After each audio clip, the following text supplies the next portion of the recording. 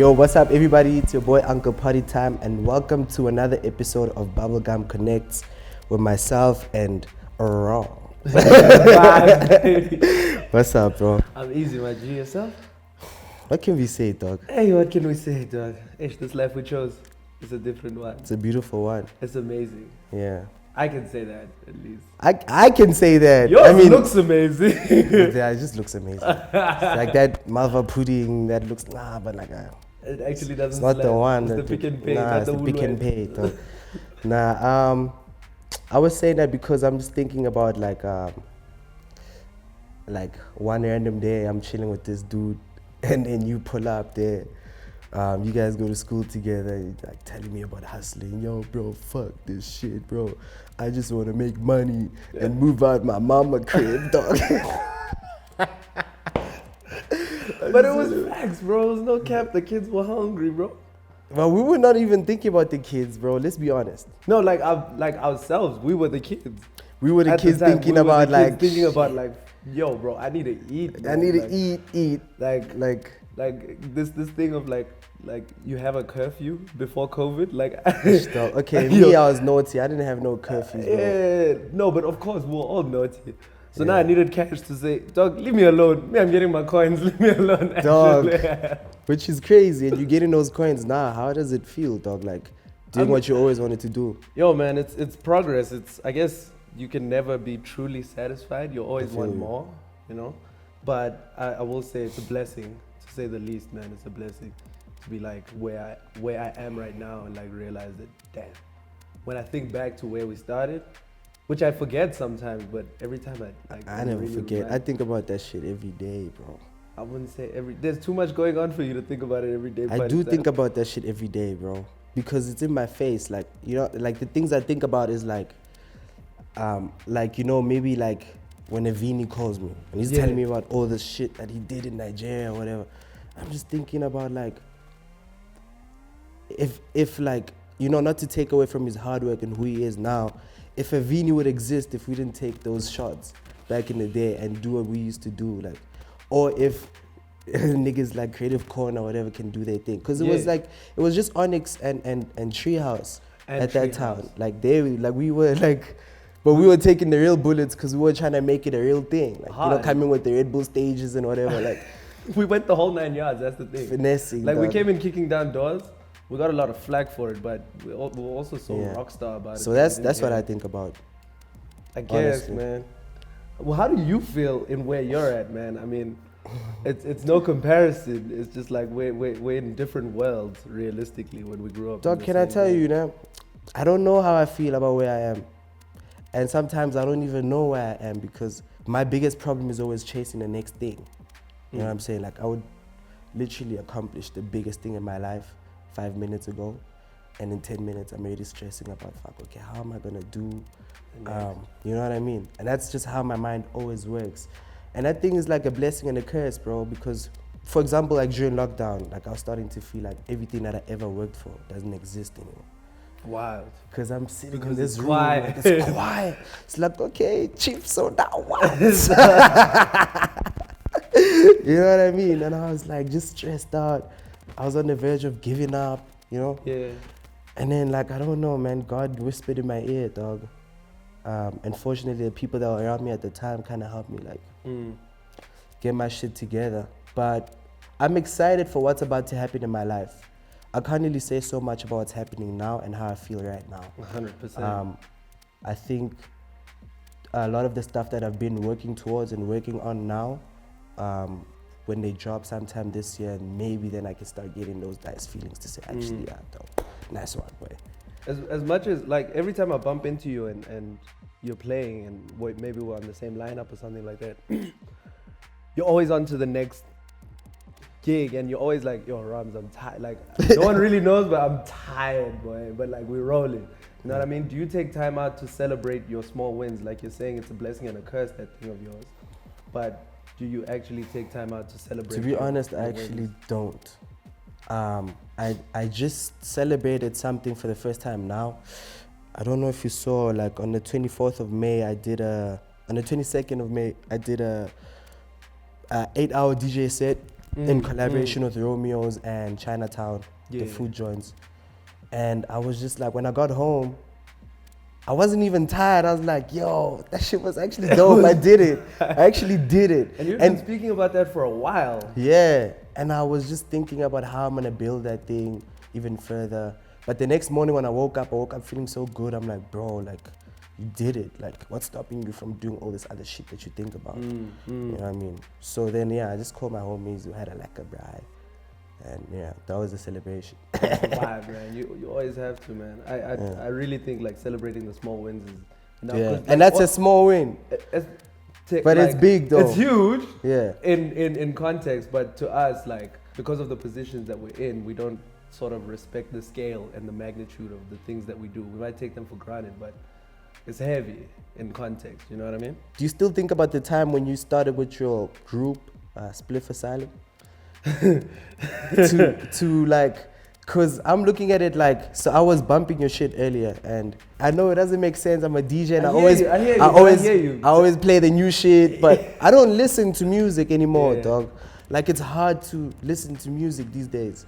But I was thinking about when you started with Spliff Asylum, and then you moved on to try to make, like, I remember Nasty was like, Nasty MT, they were like blowing up at the time, Reese, whatever, like, and then we as your friends and yourself were trying to put you in that box to say, dog, can't let these niggas leave you here. They're running laps around you, my boy. Let's go. And then you started making that kind of music, and then, like, I don't know, I mean, whatever happened, and listening to your music now is actually, you just actually stayed true to what you actually fucked with, like, in the beginning.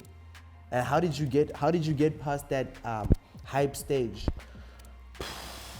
Because everyone goes through a hype stage, and that was your hype stage. Like. Yeah, and I think, like, there was just so much noise around me at the time also, and I wanted it so badly. I was very sure of what I want. You know what I mean? Is to be in the music business and express myself, but like, it wasn't pure.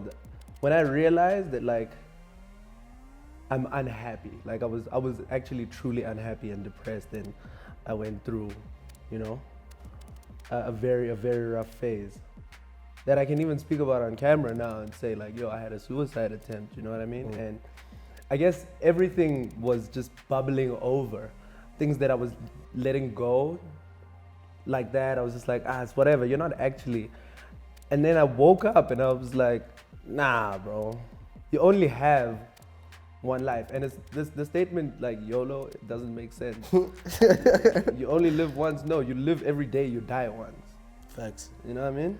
So if I'm gonna live every day, I gotta make sure that, like, I'm doing it for me, and I can spread some sort of light in this world. And how did that thing actually affect you, like, in your personal world, and even when you try to make music again? Like, so that's a very good question, bro, because I came out of the hospital, out of like, off my life support 2 days before my birthday, and I was rocking on my birthday. So it was straight back into, like, I said, well. And you were drinking and shit. I was off my rocker, my boy, chi. And it was one of those big, when December was still nice. I don't know if you remember those days. I remember it. When December used to really slap.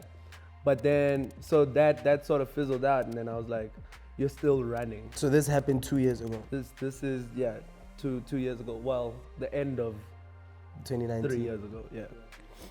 Yeah, and then, so that December ends, and I was like, you're still running, you're still lying to yourself. Yeah. And I just detached from everything. And I got into my studio and just did it, man. What's the first song you recorded? It's a song called Waiting For You. It's not out yet. I don't know why I'm holding on to it. I feel you. I'm holding on to shit. I don't know why I'm holding on to it. Please don't trash me in the comments. It's a love song to happiness. So it goes, you've been gone for way too long and I've been waiting for you. I swear you've been gone. You know what I mean? And then it gets back and I speak about all the things that I was going through. That release of that one song made everything clear. Like, I got it off my chest. You know what I mean? That's fire. And if it sounds good, so you'll miss it. Like, it's just like, Yeah. oh yeah. When else did you listen to it? Deep. I listen to it at least once a week. Dope. At least once a week. That's crazy, man. And what do you see a therapist? I am looking into getting into. So the whole time you haven't been seeing one? No. Damn. And then I got hijacked, right? Yeah. So they took me to a psychiatrist, like they were like, yo, trauma. I just have never believed in like therapy, but I realized the necessity of it. I've been fine without it. I was put on meds after that stuff, but like I just stopped taking the meds because they just made me a different person. Like I was just like Rāms. Yeah. Yo, what up, Chen? Good, party time. Yeah. Easy. I wouldn't be Rāms. I wouldn't even be That's goddamn. intense. The drugs. Not the drugs, bro. They need to stop the drugs, man. They're just prescribing drugs to people. It's crazy, dog. I'm not with that shit. I'm not with it, but going back, you're sorry to like go cut for you off. Going back to Onyx Rage Fest, like what would you say was the best highlight of that era? No ways, that's an unfair question. That's an unfair question. It's a real question. Nah, you have to give me one at least. I've been rambling for a bit. My favorite highlight is when it was Conhill 2015. Big story. And then like I think Sean Cross was late for his set or something like that. And then I had to like, because I'd played before, and I had to go play again. Yeah. And yeah, I can't tell you what that song was, but I remember playing the first song, and then like, tell you what song it is. What song was it? We move in Diego. And it was still new, or something. Shook. Yeah, and like I just remember seeing like, bro, 1,000 kids running down. I even thought I'm causing a stampede. You did. Like, oh, niggas is running down, bro. They trying to rage. I was like, yo, and that thing almost made me cry. I was like, yeah, fuck. This is you, dog. Yeah, operate them now. And it really was always you, Partytime. Like, but also after that set was great. Whatever. Espacio set on that same night was my favorite highlight of the whole thing. That set from Espacio was different. Dog. I felt like I was in I don't know. Dog. I can't explain what happened that night. It was a pretty amazing set. It was a great night from start to finish. Is the crazy thing. I have to call out that my Shaya Bukaga Mamba set that day was immaculate, my brother. God, but that's when it was like maximum capacity, and the jumping was really causing a rift in the infrastructure of Constitution Hill, my friend. I mean, those buildings have lived on for quite some time, and we almost messed them up. Yeah, we could have easy. No, we definitely messed up the garage door. They remember us till today. Like, you boys. Those security guards. Because Twins on Decks had that party next door. Yeah. Opposite our shit. And like people were trying to come into the vibes. Yeah, that was like. They were mad at us. Yeah, no, but I spoke to them years later, though. That thing was like not even an issue, bro. Like, it was just a miscommunication. That blue app, you know what that blue app does? Yeah. I was on my crazy young shit, and I was like talking a lot on Twitter, and then they were like, yo. Used to snap at everything, bro. Nah. You were a snapper, dog. Do you want me to unleash Cape Town? No, not Cape Town. When else did you play golf, dog? Dog, I was about to say I played. Well, one of my biggest regrets is that I never got to play. I'm asking you about golf because I just mentioned Twins on Decks. They really like those niggas. Twins on Decks play? They play, bro. For Hit real? them up, yeah. They play. Yo, we need to link it up. Okay, it's on you. Link me up again. You can whip the card. I'll be that brew that pushes the caddy joint. Yeah. I got you. Show me the line. Show me the line. The green. Yeah. But I just went to Zimbabwe, man. Like just to play a game. I had to detach from Joburg. I'm tired.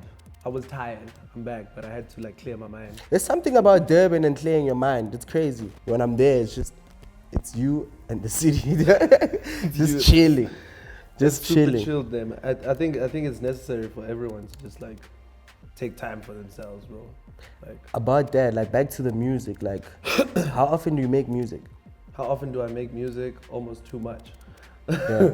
Almost too much, and I can only say this because sort of my best friend advisor right now, Debza, is always like, yo, dude, I get that like you have it in you, but you recording so much means that you're slacking on the release a little bit, or you're slacking on, but I'm in there every opportunity I can because the studio's at home.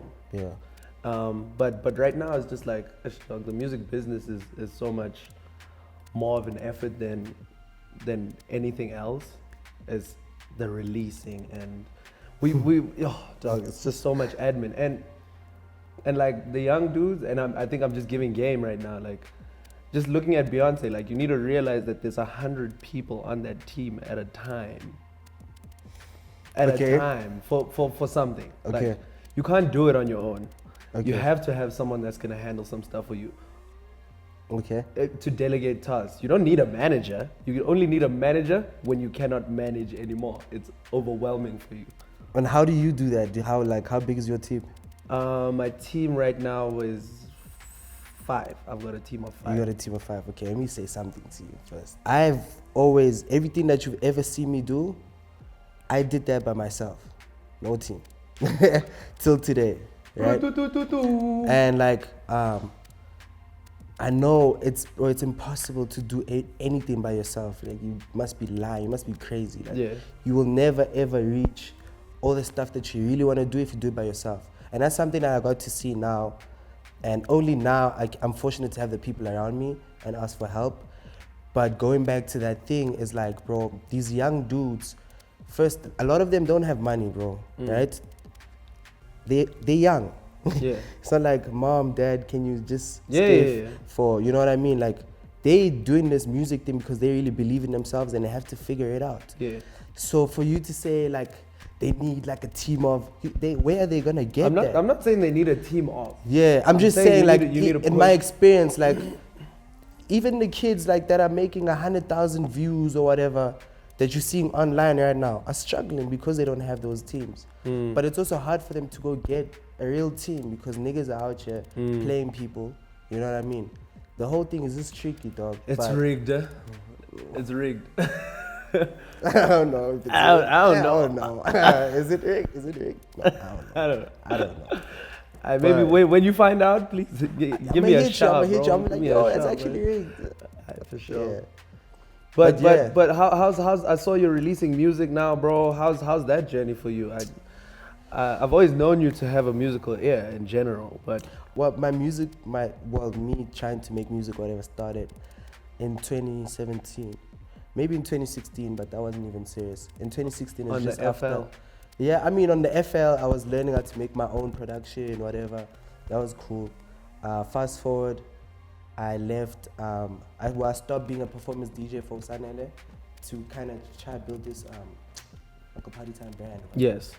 And then the next year, 2017, a lot of people were pressing me because I was like doing like gigs and stuff, and like people were like, nah, but this is the time for you to actually come with the song. Nah, you're hot. Drop the song. I'm like, no, dog. I'm not there. I'm not ready for that. Yeah. And okay, the first song that I ever had was with the Big Hash, titled Palm Trees. He actually put it out himself. Yeah. Later. But I remember the first studio session when we did a song was I called you, I called Champagne 69, and Big Les for real. He was an artist producer at the time. Yeah. And I called you guys to Ricky's house. Yeah. You remember that night? Yeah. Didi was there. It was. And then we made that song, The Chant. Yeah. And then like, yeah. And then like I was excited. Then I wasn't excited because obviously Pops was holding on to the song, saying it's a big song, whatever. Yeah, and I was like, I got tired. Carried on with my DJing stuff. Fast forward, Una and I have been talking since 2016 about working together. Yeah, so eventually Una and I try to figure out how we're gonna record. Then I remember, dog, Gemini, fuck. Gemini. The savior. Called Gemini Mage. I'm like, yo, bro, are you busy? Like, nah, I'm chilling. Like, I'm fun. Like, I want to work in your studio. He's like, sharp, pull up, whatever. Get there. We get to Gemini's house. Sharp, we're ready. We have our own snacks, whatever. Like, we're not bothering anyone. Gemini starts showering. It's like, yeah, we going, boy. I'm like, going where? To the club. I'm like, dog, you go into the I came to the studio, man. Bro. Eventually, I juta him. He's like, I had sharp, you can stay at my house. And then he left me at his house. Like, everyone left to the club. And it was just me and Una in Gemini's house. I think we took Madeki 2 Shoes' laptop, plugged it in, loaded the software. I think it was Logic. Breezy sent me some beats, played beats. The first beat that Una vibes with. Yeah, he's like, so tell me a story. Like, he looks me dead in the eye. Like, I'm like, dog. I'm thinking the homie's confronting me or something. I'm like, what story? What's the beef, bro? Then he's like, no. So Una's process is the most beautiful and the most. It makes more sense, like so much sense, dog. The way he makes music, and usually when he collaborates with people, he likes to ask them to give him a story about what's happening in their lives and what's going on at that time. So at that time, I gave him the story. I told him what's up, what's going on. And then he went straight into the booth, rough patch, maybe like 2-3 takes, that song was done. We haven't been doing okay, mama. And from that day, I was like, yo. Then I was just like, then he was like, we started working on a tape. We started doing a lot more music. One time we camped in Mhlanga. We went to Durban. Oh, nice. We had a dope camp there. Like, I remember for one of the songs, crazy story, one of the songs, we in Mhlanga, and it's a big ass house. And in that room is 25K. As he just dropped, like he was blowing up, like no one really knew. Like, it's 25K, SPK, J Marley, Babyface Dean, Gemini Major, FLO, Champagne 69, Una Rāms. It's going down. Bro, so I'm looking around me like, nah, I can't sleep on this. Like, bro, I went to the car, got my laptop, plugged it in, FLO brought in the studio, plugged it in, started playing beats. I just sat on the chair and I played beats. Una joins me, we found the beat, try working the hook. Una struggles a little bit. Sia, Champagne 69, walks in. He's like, let me try something. This guy comes out of nowhere. He was like, I don't know, skating or something. Yeah. Comes out of nowhere, looks out, ocean view, puts the headphones on, makes the hook. Best hook I've ever heard. Yeah, he'd be like that. He'd be like that. Takes that shit off, takes out a guide, throws the headphones, vibes. I'm like, alright. So I played back. Now everyone in the room is starting to move. I'm like, yo, okay, shit. So I'm like, yeah, now Una, just verse. As Una's about to go, SPK comes in, like, yeah, now I'm telling you guys too much, but the way I make music now, and I've been making a lot of amazing music, but I'm not even gassing myself up. And I'll give all that props to Una. Take your flowers, man. You know what I mean? To Una for all the stuff that he taught me. Yeah. In the studio and the music game. But the stuff that I'm currently making right now is different, bro. Like, it's music. You know it's not an album without Rāms though, huh? I'm not even working on an album yet. Crazy story. Yeah. I have 2 tapes finished. I think I'm gonna work on 2 more this year. And then maybe an album. Dope. Sometime after, I have something special coming soon. Yes, Coming sir. soon. I'll be on the TV screens real soon. And maybe after that, it might help, like, do a lot of things, also push my music, you know? Yeah. It's kind of hard pushing music right now. But I'm learning, I'm getting somewhere. Yeah. So yeah, the music. I mean, back to just KZN. Like, how's your footprint out there? I need to get out there, man. I really feel like Look, I need that to get place out. is very beautiful. The people there are dope. Shout out to LV, shout out to Meech. The problem is that Joburg niggas going to Durban and thinking that they are superstars. Don't do that. That's a big problem. Like, relax. Yeah. Like, calm down. Don't, like, cause people, like, a lot of Joburg artists have this thing. I'm gonna say it on my chest. Every time they leave the city, because obviously they get more love than they get in Joburg. So you know, for obvious reasons. Yeah. But when they land out there, they just turn into these beasts, bro. Like, and the Durban community doesn't support that nonsense. They don't subscribe. If you're to dope, that. you dope. They'll fuck with you, but like, don't be in our face. It doesn't have don't, to be. Yeah. So I used to do these backyard house parties with Jan Solo. Yeah. and I did a Durban July edition.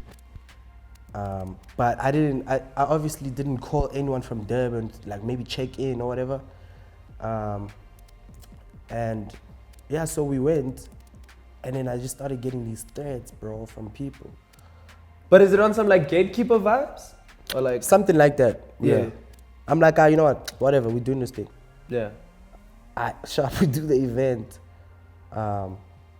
And one of the homies that had messaged me, I find him in the toilets at my venue. Like, so I'm going to the toilet quickly. I see this nigga, like, cause I know him. I'm like, Yeah. I looked at him, and then he looked at me and he left the venue. I'm like, oh, okay, so he just came to scout. Actually, what's going on? Yeah. Like, it's not a big deal.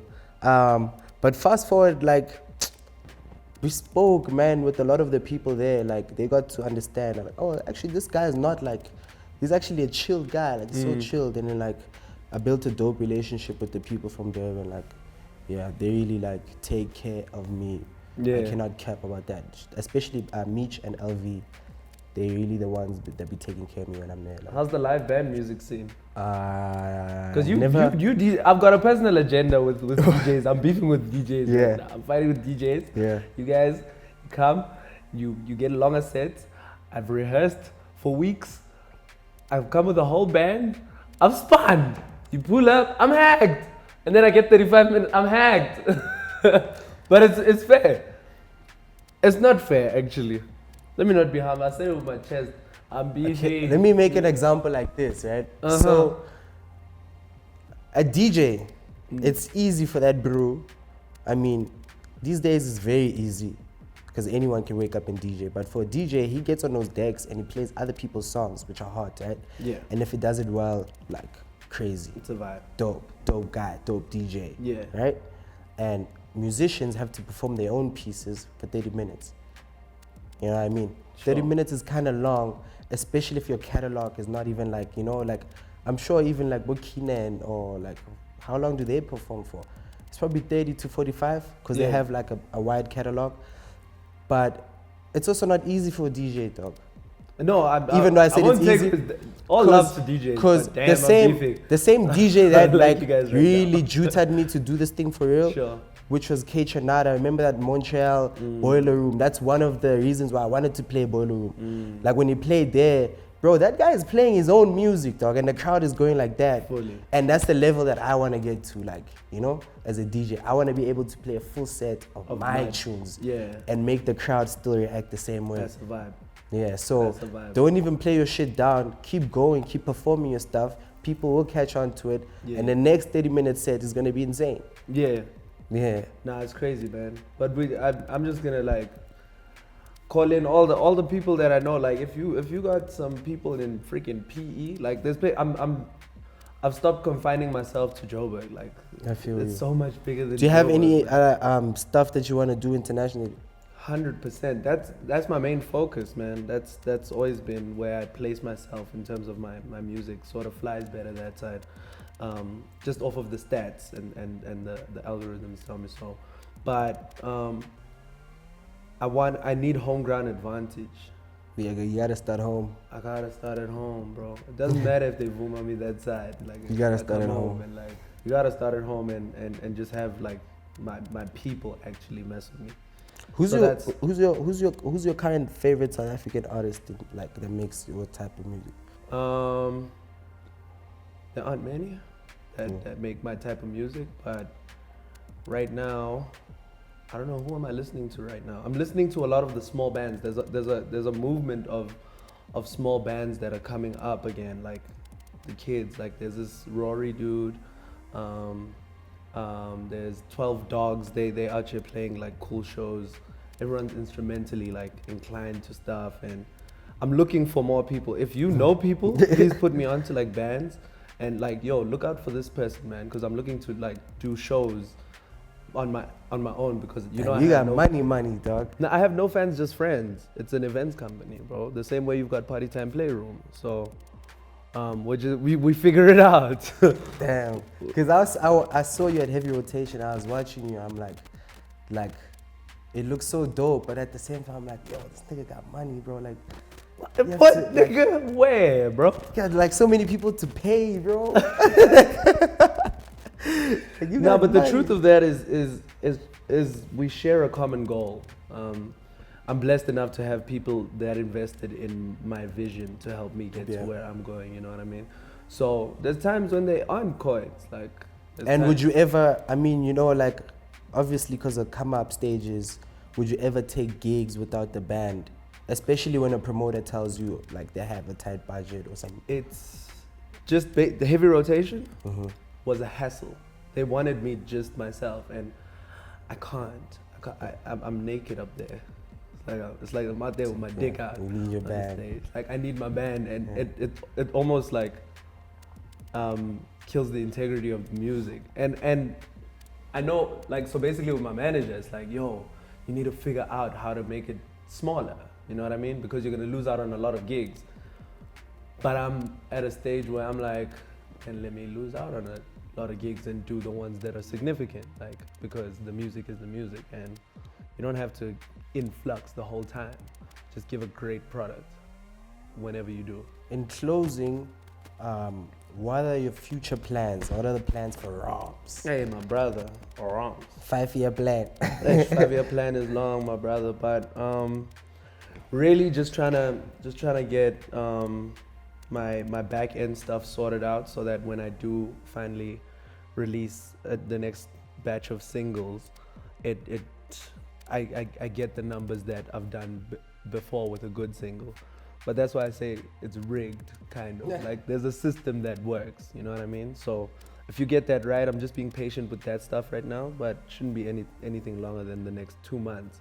And you've got, I've stopped like holding on to music now. I've made the conscious decision I'm trying to release more, and because I'm gonna make other dope music. You know what I mean? Let me just let it Put go. it out. Put it out. Put it out. Put it in the world, and then we'll see it from there. But in the long run, I'm hoping to finish recording my album by the end of the year. Dope. Yeah, it's Sounds cool. yeah. It's called As Far As I Can See. Damn, you got a title too? Yeah, I got a title. I have theme. I have a map of Nice. how I'm trying to do it. That's fire, bro. But yo, Excited. man, look at you, baby. Come on, man. We shining this shit. Look at you, man. You doing your thing. I see you doing your thing in the streets all the time. Mad respect. I have to give you your flowers. Thanks, bro. I have to give you your flowers, my brother. Congratulations on your life. Don't ever downplay your shit. Yeah, thank you. Yeah, it's the one. Keep it going. It's going. Let's go. Party time. Yo, shout out. Thank you so much for tuning in to Bubblegum Connects. Please make sure to subscribe to Bubblegum Club TV. Share, like, subscribe, all those things. And also, please follow me on Instagram, uncle_partytime, Twitter. That's Twitter. Uncle_partytime, Twitter. Uncle Partytime _ Instagram. And catch my brother Rāms on Instagram, Rāms_BetterBust. On Twitter, it's @BetterBust. All DSPs, Rāms, RAMS with the straight line on top of the A. My latest EP is out now. It's called He Say, She Say. It's no fans, just friends. And you're one of mine. You can stick around. All right, peace.